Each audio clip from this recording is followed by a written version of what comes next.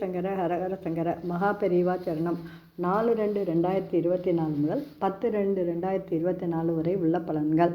6/2 செவ்வாய்க்கிழமை ஏகாதசி, 7/2 பிரதோஷம், 9 வெள்ளிக்கிழமை தை அமாவாசை. ஜெய ஜெய சங்கர ஹரஹர சங்கர. மேஷ ராசிக்கு நல்ல நன்மையை நடக்கக்கூடிய நாள். லாபம், லக்ஷ்மி கடாட்சம் நிறைந்த நாள். வேலையில் நிதானம் தேவை. சிறு சிறு கவலைகள் இருக்கும், இருந்தாலும் நல்லதே நடக்கும். வெளியூர் பயணம் கிட்டும். சகோதர ஆதரவும் கிட்டும். முருகனை துதிக்க முன்வினை அகலும். ரிஷபம், பல இடங்களுக்கு சென்று வரக்கூடிய நேரம். உடல் உபாதைகள் இருக்கும். லாபமும் நன்மையும் உண்டு. எதிலும் கவனமும் நிதானமும் தேவை. கைப்பொருள்களில் கண்டிப்பாக கவனம் தேவை.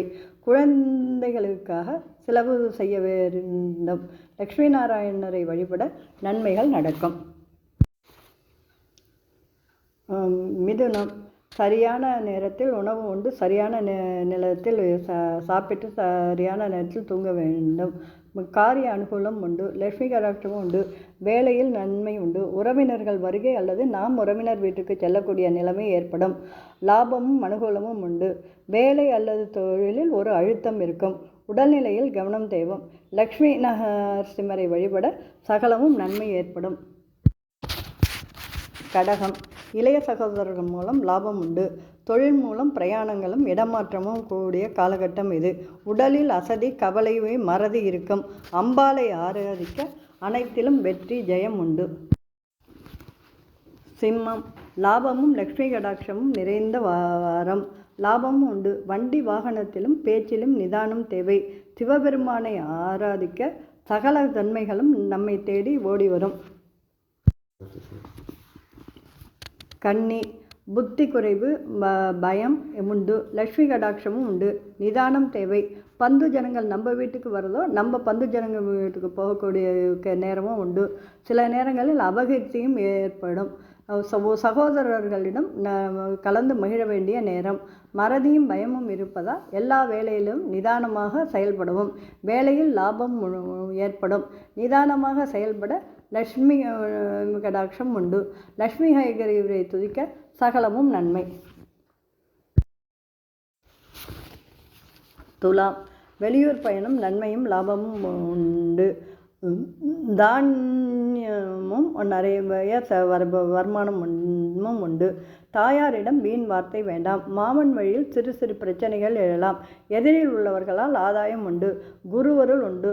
தாயார் வழி உறவினர் வருகை உண்டு. ராமநாமம் நன்மை பயக்கும்.